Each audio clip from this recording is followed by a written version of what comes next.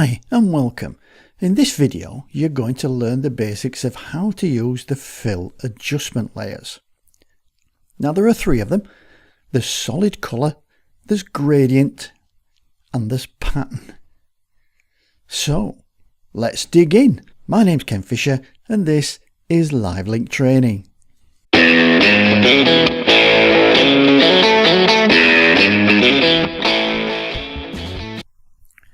Now we can get to the fill adjustment layers from a couple of different places. Now one of them is from the layer menu, and we go down to new fill layer and we've got solid colour, gradient and pattern. Or we've got down at the bottom of the layers panel, we've got this little black and white yin and yang icon, and if we click on that, at the top of there we've got solid colour, gradient and pattern. Okay, let's start with a solid colour layer. Now this is good for colorizing images, and we can now get a color picker, so I can pick a color. So let's say we'll go for let's go for a bluey color and click OK. Now the adjustment comes in two parts. We've got the actual adjustment itself. So if we double click on that, it brings us back to the color picker again, so we can reselect a color. I'll click OK for the minute on that because I don't want that. And the other side is the mask, and if I click on that, I've got my mask icon. You can see because of these corner bits that is now active at the moment, the mask. And if I click back on the adjustment, you'll see the corner points again, that the actual adjustment is active. Now you can see that it obviously covers up everything because it's a solid colour layer, and I can now think of blending it. Now I can try the opacity. The opacity doesn't tend to be a great blend mode, but it is a blend mode, and I can drop the opacity, and basically all we're doing is just making pixels visible or invisible. And I'll just bring that back up again. And then we can try a couple of blend modes, say. So let's have a look at the blend modes. There's where this word normal is. And then we'll go down and we'll try, let's say, a lighten blend mode. And well, that's not much better than opacity really, but it's getting us somewhere. So now let's try a darken one. Let's try multiply. Oh, that's a bit better. That's getting us a bit moody. And then we can combine it then with the opacity. We can say, well, I'll have multiply blend mode, but I'll drop the opacity a little bit.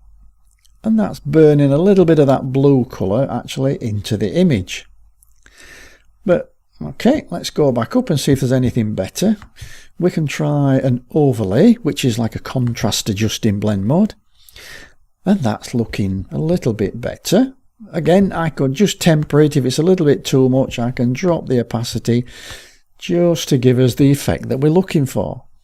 Now, as we saw earlier, we can change the colour of the layer. So if I double click again on this little blue icon, I can come up here and I can change the colour. So I can change it to a green colour, or a, well, that's not looking good, is it? Or a pinky colour. That's not looking too good either.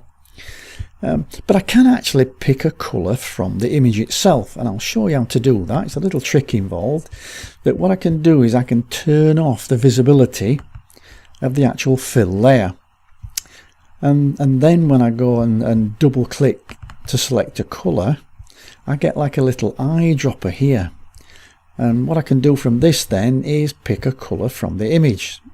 So if I click now, just say on this side, if I wanted to pick this orangey colour from the sign, then that is the colour that's now selected in the colour picker.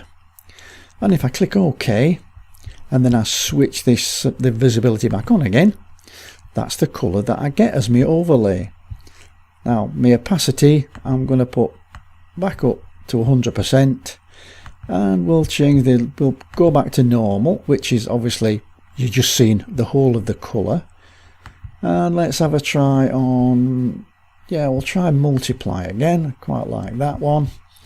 And then we'll drop the opacity a little bit. And you can see we're just mixing and matching, although to be honest I think the overlay blend mode was probably a little bit better. Yeah, I think it is. And then we'll put that back up to the top, and then what I can do, let's go, I'd like a sepia sort of look to it, so I'm going to change the colour again. So I'm going to double click And then I'm going to go back in and bring this down, and we'll take it to somewhere in the sepia sort of range, which is somewhere around here, maybe a little bit lighter, something like that, and we'll click OK. Now the overlay blend mode doesn't really do this justice, so what I'm going to do is I'm going to try a better blend mode than that, and I'm going to go down to colour. And what colour will do is it'll actually blend the colour from the top layer uniformly into the base layer. And that now gives us a nice sepia toned image look. I quite like that. And again, if you want to bring a little bit of the colour back from the background, we can drop the opacity a little bit. And that'll allow just a little bit of those background colours to seep through that sepia look. Yeah, I'm quite liking that. Okay then, what about this mask that's been sitting here quite innocently doing nothing? Well, we can actually use that mask. So we can actually, we've got the adjustment that's live, or we've got the mask that's live. Now with the mask, I can selectively select where I want this adjustment to show on the image. So at the moment it's showing all over the place because this is a reveal all mask, so it's revealing this adjustment over the whole of the image or the document. But if I get a paintbrush and I make sure that black is my foreground colour, now if it isn't, if you press the D key and then the X key, that'll reset to default colours, and then it will toggle so black is at the foreground. And then with a nice size paintbrush I can start painting away this adjustment. Now I'm not going to make you watch me do all this. We'll come back by the wonders of technology in a moment. And welcome back, and there we are, nearly done. We've now masked out everything from round these buildings, and I've done that by painting with black anywhere on the buildings that I wanted to see straight through to the building underneath. So anywhere where there's white, that's reveal all, I see the adjustment. So in the sky I see the sepia effect, and in the buildings I've painted black so I can see through now to the image underneath.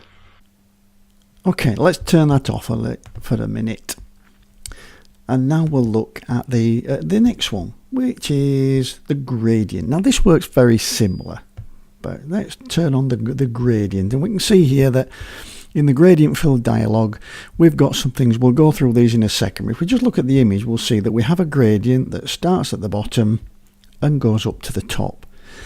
But it works different to the solid colour fill in that it actually uses a gradient.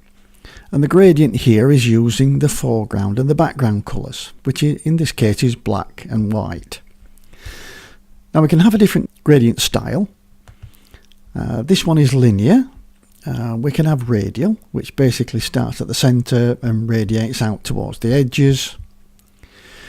We can have angle, which starts at one side and rotates right round to the other side. Don't see a lot of uses for that. We've got a reflected one, which starts in the middle and it radiates out and gradates out on either side of that centre point. And then we've got the diamond one, which gives you like a diamond sort of pattern. Okay, let's go back to the linear. And now what we can do is we can change the angle of the gradient. At the moment it's 90 degrees. It's coming from the bottom and it's coming up to the top.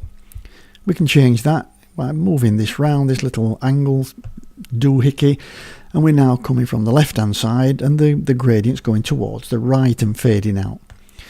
We can come to the bottom and we're coming from the top, and we can come to this side and we're coming from the right hand side and coming towards the left. Okay, let's put it back up to the top, and that's where we start. Now this is really useful for doing something with the sky, to try and make the sky a little bit more imposing. So I could drag this down to the bottom, but there is a reverse little tick box. And if I click on that now, that will come down from the top down to the bottom. Now we'll click OK, and we can now play around with some blend modes. So I can try, let's say, the multiply blend mode. Or I could try the screen blend mode. That's not too good. Or let's go for an overlay blend mode again. Oh, I'm like, yeah, that's better. That's giving me a nice imposing sky. I could just drop the opacity just a little bit, say, and I've got a nice imposing sky on there. Now we can, I mean, we're just blending basically black and the overlay blending mode. But we can use different coloured gradients. So if I just double click on the adjustment again, takes me back to my gradient fill dialog. But this time I could click on the gradient picker. And here, if we click in there, we get the gradient editor. And in this gradient editor, I can see there's lots of preset gradients that come with Photoshop. And if I like, let's say I want to pick that one. And then I click OK. That's now in the gradient picker here. And if I click OK, that is now on the image. Now I'll show you that on the image. I've still got the overlay blend mode on. We'll take that off. And we'll take the opacity back up. And we can see here now that this is the gradient that we've now got, which starts off at like a bluey colour and it tapers off to white at the other end. So now if we give that a blend mode, let's try overlay.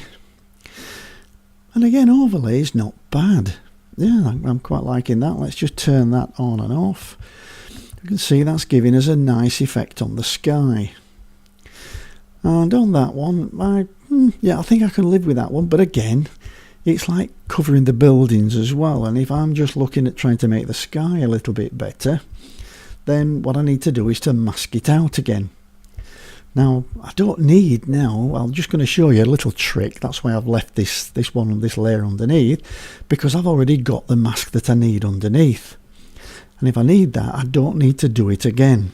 All I need to do is hold the Alt key down and click and drag on that mask and drop it over to the mask where I want it.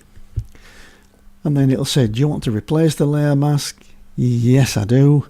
And boom, I've now got a duplicate of that layer mask on the current layer, which is my gradient layer. Is that not cool? And again, now you can see I can switch it on and off, or I can, let's reduce the opacity a little bit. It's maybe a little bit in his face to somewhere like that. And I think that's not a bad job using the gradient fill adjustment layer.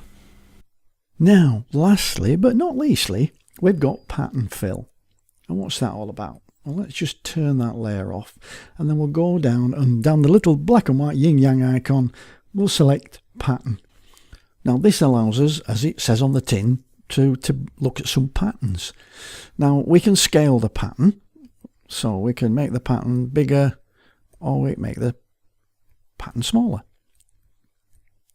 And these are the patterns that we've got in this picker here. And if we click this little triangle here, this down arrow, we've got some default patterns. And if we just click on them, we've got some very fine diagonal lines. We've got some vertical lines. We've got some dots. We've got all sorts here. And there's also some extra ones, because if you go to the little cog wheel here and click on that, below this bottom line here, from art surfaces down to web patterns, they're all additional patterns that ship with Photoshop, but they're not loaded in. So let's try web patterns. And now it's going to ask us, do we want to append them, or do we want to basically delete the ones that's already there? Well, I don't want to delete them, so I'm going to use append. And what that's going to do is add the patterns at the end. So I'm going to keep my original ones, but I'm going to add these extra ones. And we've got some interesting ones. Let's have a look at this one. We've got some corner pieces. Let's just make that a bit bigger.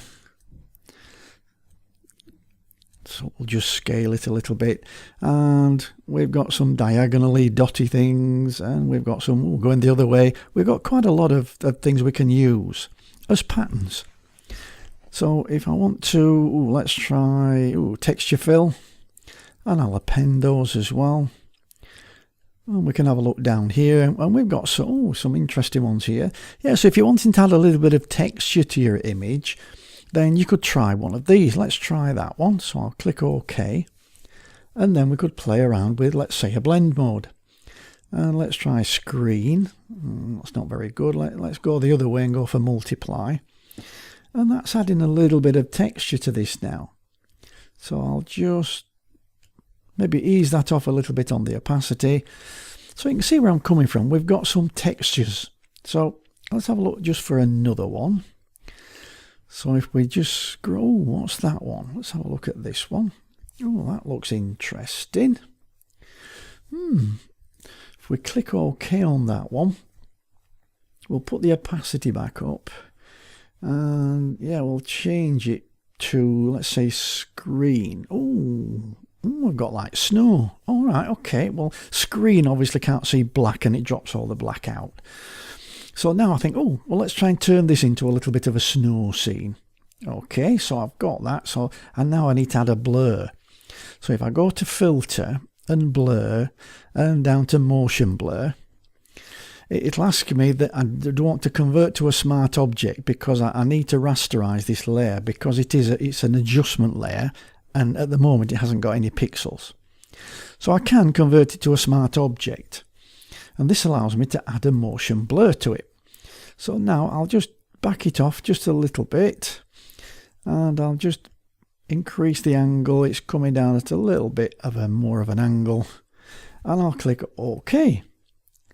And then I can just reduce the opacity of this layer just a little bit, and I've got a credible little bit of a snow scene going off. That's pretty cool. Okay, well, that's about it really. That wraps up the 3 really interesting fill adjustment layers: the solid colour, the gradient, and the pattern. Now, I do hope you've enjoyed it. If you did, please give me a thumbs up or leave a comment under the video for me. That would be great. And if you get a minute, please click that subscribe button and help me to grow my Photoshop learning community. I'll see you in the very next video. Bye for now.